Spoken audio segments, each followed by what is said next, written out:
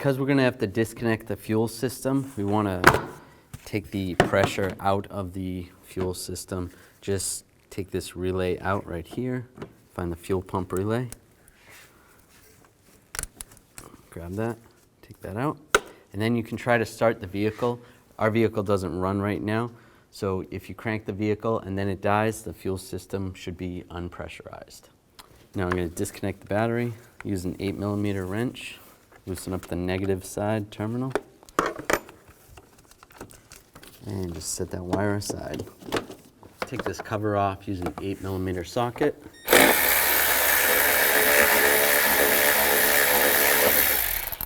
And slide it off. Take this snorkel off. There's a little retainer right here. Just use a trim tool, slide that off. Then loosen up the worm clamp here. Use an 8mm socket. Or you can use a straight blade screwdriver.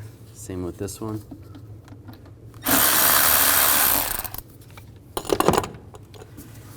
Grab the snorkel, slide it back. And slide it out. Take this nut off right here, use a 10mm socket. And then these two 10mm bolts, and then that one.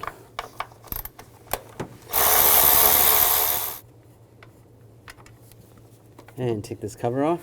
And we're going to disconnect the connectors. Disconnect that one right there. That's off the purge solenoid. Disconnect the alternator connector right here. Slide under the lock and pull it out. And this connector right here.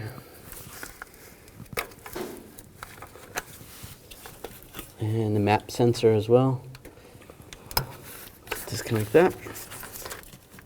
And I'm just going to use a bungee cord to just keep the wires out of the way. Just wrap it around the wiper arm.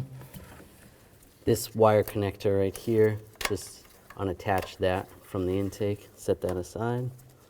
Now we have to disconnect all the fuel injectors.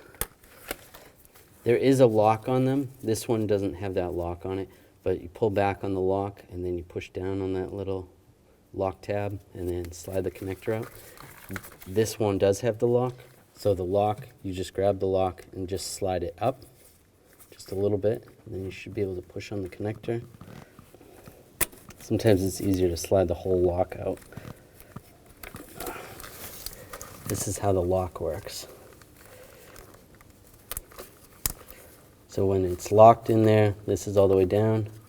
Slide this out. You should be able to slide this out a little bit. You don't have to slide it out that much. Okay, that's how it's locked. You should be able to slide it out to there and then push down on the tab and release it. But like I said, sometimes it's easier just to slide this whole thing out, push it down, slide it out. Do that for all 8 of them. Right, disconnect the connector to the throttle body.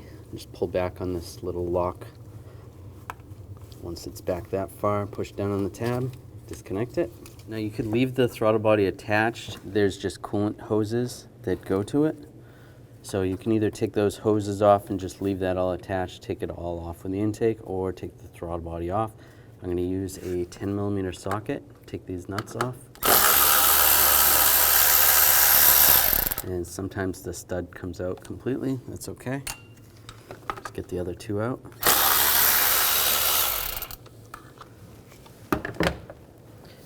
Now you want to be careful with this. It is sensitive, you don't want to drop it. Let's slide this hose out of the way over here. And disconnect this hose right here. This goes to the valve cover. You can either disconnect it down here or up here. And it's been on there for a long time, so it's kind of hard to get it loose. Just try to twist it back and forth. Screwdriver or a trim tool or something, just try to push on it. This should probably be replaced. The rubber is very dry. Just try not to crack this little port. There we go. Yeah, see the hose is starting to rip already. Move that to the side. Disconnect this evap line. Might need a screwdriver or something to push on the tab. It slides up. Now when we take the intake off, since I'm not pulling the injector rail up, we're just gonna have to feed this through there. So just keep that in mind. And back here, disconnect this line that goes to the valve cover. Just pop that up. You could disconnect it up here if you wanted to. Just put that out of the way. Now if you weren't able to bleed the pressure off the fuel system, like I showed you earlier, taking the relay out and cranking it, just take the cap off right here, take some rags and a screwdriver, and you're just gonna push on this Schrader valve. Just be careful. It's a good idea to wear safety glasses while you're doing this. And just release the pressure. There wasn't a lot of pressure in this one, but sometimes they spray pretty good. That's good. Put the cap back on so I don't lose it. Now we'll disconnect the fuel line. Just pull this lock off. You just slide it up and then pull it out. You're gonna need a special fuel line release tool. Just slide this over the pipe. Pull the line forward and then push the tool into the line. Once the tool's in the right spot, you should be able to pull the line back. Just like that, pop it off. Now I'm gonna take the intake bolts out. There's one there, one there, one there, and then there's two in the back on this side. On the opposite side, there's two in the front, one in the middle, and then two further back. So there's 5 per side, 10 in total. I'm gonna use an 8mm socket. It helps to use a wobble socket or a swivel socket. And it's a good idea not to use an electric tool with the gas being out. You don't wanna cause any sparks, so I'm just gonna use an air tool.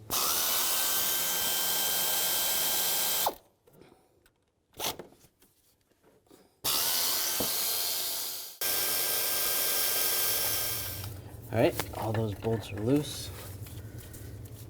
Just grab the intake, slide it up. Just remember this hose has to go underneath the fuel rail over here.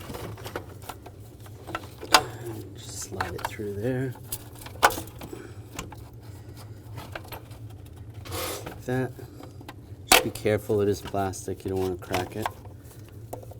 And when you go back in, you're gonna have to feed that through there again. And slide it out. So it's pretty dirty under here. I want to clean some of this up. I don't want any of this stuff to fall into the intake ports. What you could do is put a rag in each one of those ports and then clean it all up if that's what you want to do. Or just be careful. And you don't really want to use an electric vacuum on this because the potential of getting some of the fuel in there and then catching the vacuum on fire. So just be careful. All right, so I put rags in all the ports. I just need to remember to take those out when I go to put the intake back on. Just use a blowgun. Just try to blow most of this away. Before I put the intake on, I just want to take some brake parts cleaner and just clean the surfaces where the intake gasket is going to sit. You don't have to clean all this up crystal clear or anything, but just where the gasket is going to sit, make sure that's nice and clean. You can gently use a razor blade to clean some of this up. Just be careful. You don't want to gouge the metal or you don't want to cut yourself.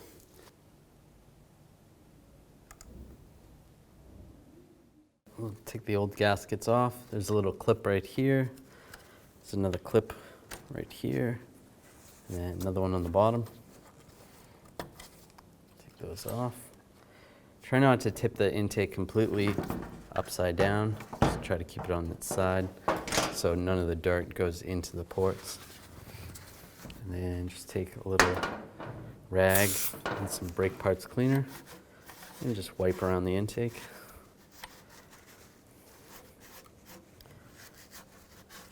And take the new gasket, just line it up and click it into place right there.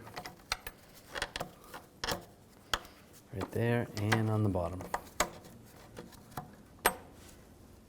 Make sure that looks good. Do the same on the other one. Don't forget to take these rags out. You can check all the ports, just look down and make sure there's nothing that went in there. You can always spray a little compressed air. Now when we go to put the intake back on, we have to slide this back through the fuel rail. You could always disconnect it right here and just put this on the intake and then reconnect it down there if that makes it easier for you. And take the intake.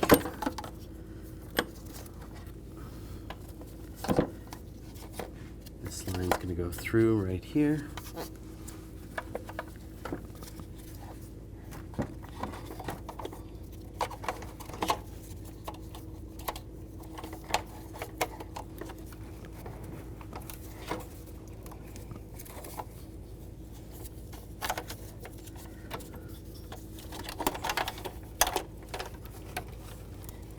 And just line it up.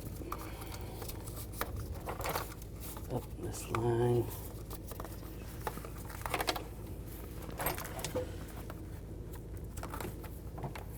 Push that back there.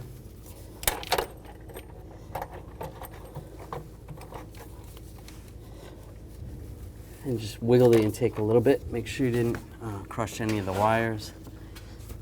Make sure this wire is accessible. It goes to the knock sensors. We can actually put this, just attach that right there, right now, so you don't lose that. And get all the bolts started. Right, now I'm just gonna snug them down first. There is a sequence to tighten these up, but I'll snug them down first and then we'll do the torquing and the sequence after.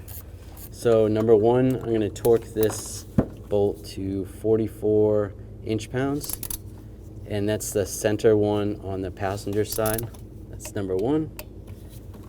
Number two is going to be the center one on the driver's side. Number three is going to be on the driver's side, the next one back. So number four, from the middle one, the next one forward. Number five, from the middle one, back one. Number six, on the driver's side, from the middle forward one. Number seven is the next one forward. Number eight is the passenger side rear one. Number nine is the driver's side rear. And number 10 is passenger side front one. So that was all the first pass. Now you're going to do the same sequence, and you're going to change your torque wrench to 88 inch-pounds. And do the same exact sequence. Now we'll hook up the fuel line, just line that up, lock it in place, make sure that's good. Make sure you put this lock on, it just slides on and then locks down. It's just going to prevent it from coming off. Now hook up this line or hose right here. It goes to the valve cover, and hook this line up over here.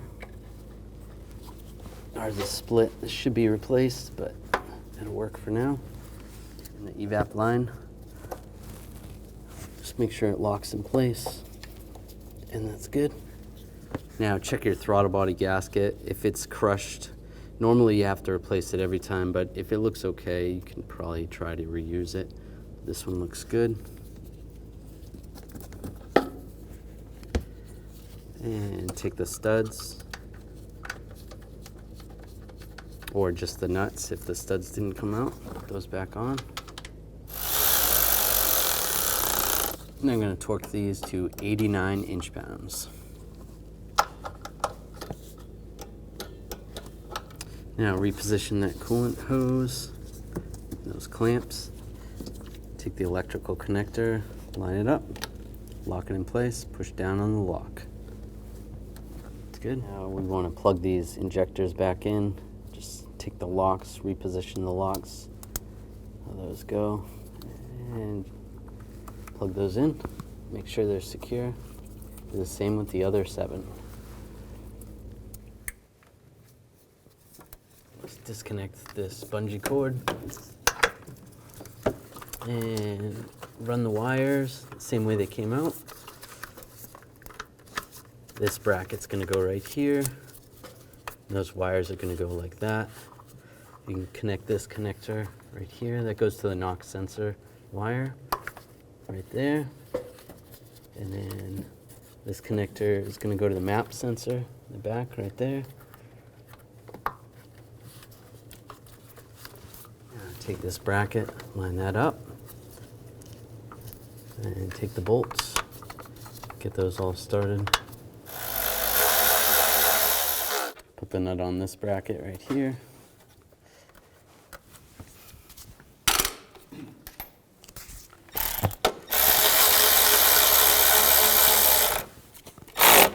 That's good. Take these connectors, plug in the alternator, and this purge valve, plug that one in, and take the snorkel, line it up, put it over the intake, over the throttle body, line this bracket up right here, and over the air box, or mass airflow sensor. Tighten up this worm clamp right here, just snug. And the same right here. Take the cover, line the cover up in the back, and get the bolt started.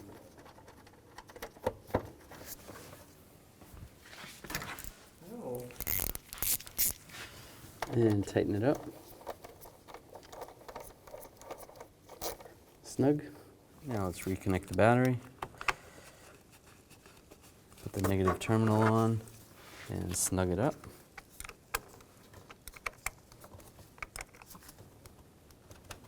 And then wiggle it, make sure it's not loose, and you're good to go.